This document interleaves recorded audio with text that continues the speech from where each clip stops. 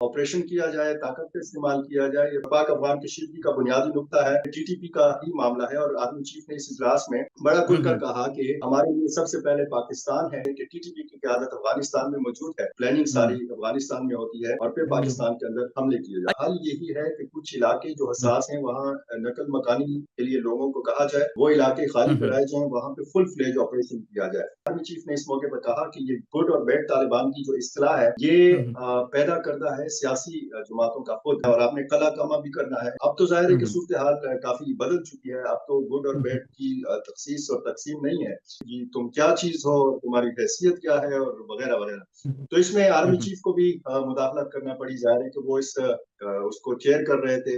मुख्तलिफ हुँ, हुँ। सियासी कायदीन ने और ख़ुसूसन ज़राए ये बताते हैं कि आर्मी चीफ ने बैरिस्टर गौहर की तरफ इशारा करके ऐसे किया कि जी ये क्या सिलसिला है, ये क्या चक्कर चल रहा है। एमल वली खान, इन्होंने भी सूबाई हुकूमत पर बड़ी सख्त तनकीद की और कहा कि जी सूबाई हुकूमत के अंदर तालिबान जो है वो बैठे हुए हैं। इस पर भी अच्छा। अहमद वली खान और अली मीर गफूर के माबैन तल्ख जुमलों का तबादला। उन्होंने कहा आप नाम लें। अस्सलाम वालेकुम नाज़रीन, मुअम्मर कज़ाफ़ी एक मरतबा फिर हाज़िर है नया दौर के प्लेटफ़ॉर्म से। नाज़रीन, एक मरतबा फिर हमारे बड़े ही प्यारे गेस्ट फ़िदा दिल साहब हमारे साथ मौजूद हैं। अस्सलाम वालेकुम सर। वालेकुम अस्सलाम। जी जनाब। फ़िदा भाई, सबसे पहले बताएँ कि क्या केपीके में चल क्या रहा है? आर्मी चीफ सामने होते हैं, गवर्नर केपीके और वज़ीर आला केपीके लड़ने लग जाते हैं, तलख़ कलामियाँ हो जाती। क्या ये सारी स्टोरी बताएँ ना हमारे नाज़रीन को? देखें, पहले तो आपका शुक्रिया। और इंतहाई अहम इजलास था।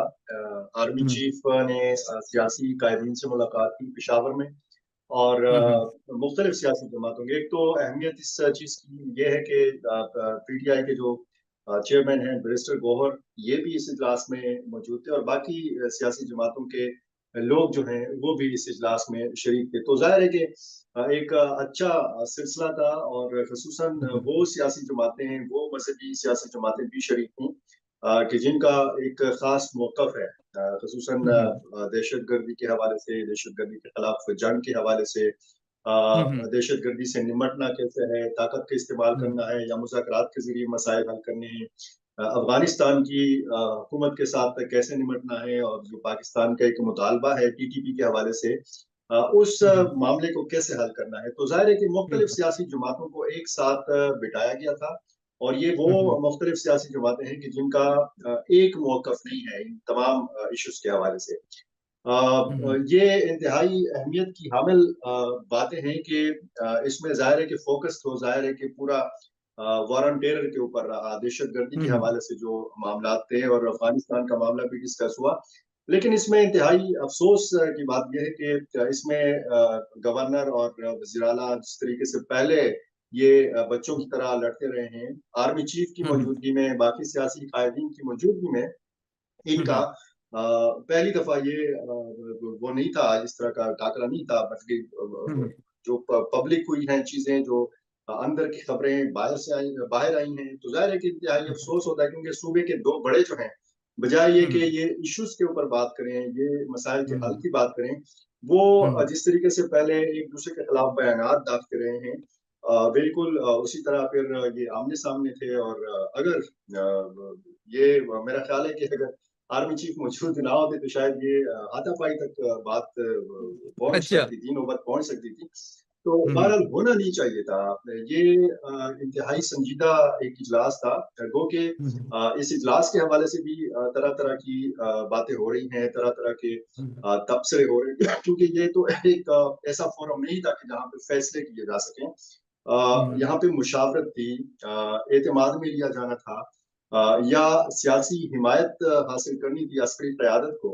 तो हुँ, हुँ, ज़ाहिर है कि जब ऐसे मामलात डिस्कस हों, इंतहाई हसास मामलात डिस्कस हों और फिर उसमें इस तरह की तल्ख़ी जो है वो सामने आए, हुँ। तो सर, सिवाय अफ़सोस के फिदा क्या कहा भाई, जा सकता है? इनकी जो आपस में हुई थी, केपी के जो गवर्नर हैं और वज़ीर आला केपी के हैं, किस बात पर ये तलक़ कलामी हुई आपस में?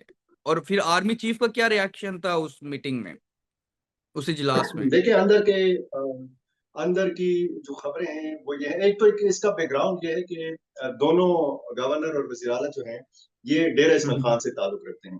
और अच्छा। ये दोनों एक दूसरे के हरीफ रहे हैं। कौमी असेंबली का इलेक्शन जब लड़ा तो मौलाना फजल रहमान, अली अमीन गंडापुर और फैसल करीम कुंडी, ये तीन उम्मीदवार थे। और फिर अली अमीन गंडापुर ने वो इलेक्शन जीत लिया था, और जाहिर है कि उन्होंने फिर सूबाई सीट भी जीत ली थी। और वो फिर सूबाई असेंबली का की जो निशस्त है वो उन्होंने अपने पास रख ली थी, और कौमी असेंबली का वो छोड़ दिया था, उनके बाई फिर ज़िमनी इलेक्शन में मुंतखब हो गया है। तो ये सिलसिला वहां जी। से चल रहा है। ये एक दूसरे के बहुत करीबी अजीज भी हैं, करीबी रिश्तेदार भी हैं।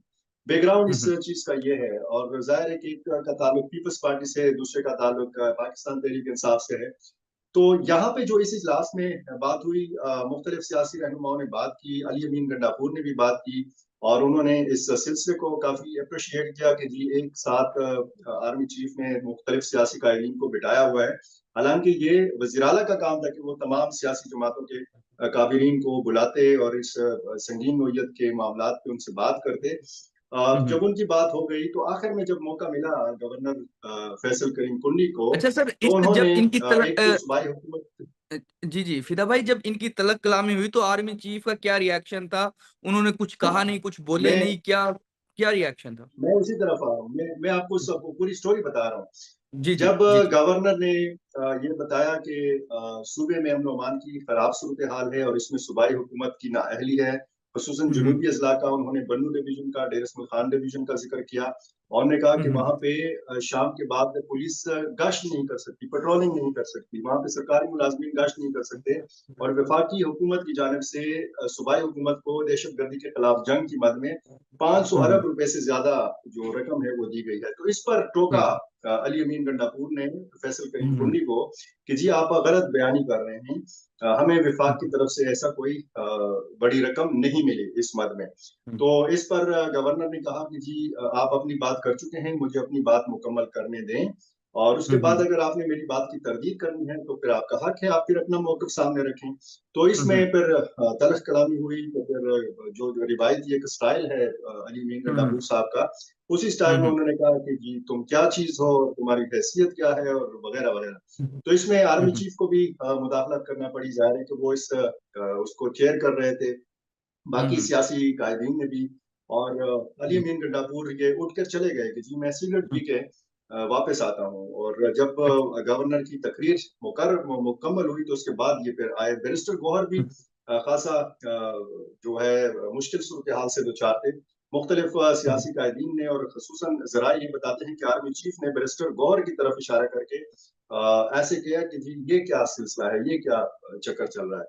तो फिर हम्म इसमें बाकी सियासी कायदीन ने भी मुदाखलत की, और इसमें तल्ख कलामी की सूरत हाल जो है वो ये भी जराए बताते हैं कि एमल वली खान जो अवामी नेशनल हम्म पार्टी के सरबराह हैं, इन्होंने भी सूबाई हुकूमत पर बड़ी सख्त तनकीद की, और कहा कि जी सूबाई हुकूमत के अंदर तालिबान जो है वो बैठे हुए हैं। इस पर भी अच्छा। एमल वली खान और अली मीर खान गंगापुर के माबैन तल्ख जुमलों का तबादला। उन्होंने कहा आप नाम लें, कौन हम्म सूबाई हुकूमत में तालिबान का नुमाइंदा या तालिबान बैठा हुआ है। तो फिर उन्होंने हम्म खामोशी इख्तियार की अहमद वली खान ने। लेकिन उसके बावजूद फिर जब उनका इसरार बढ़ा अली अमीन हम्म गंडापुर का, तो फिर उन्होंने नाम लिया बैरिस्टर सैफ साहब का जो सूबाई हुकूमत के तर्जुमान है। और उन्होंने कहा हम्म अली अमीन गंडापुर ने कि उनका एक जिहादी बैकग्राउंड तो है, और उसका वो खुल्लम खुला इजहार भी करते हैं, इसमें कोई कवात नहीं है।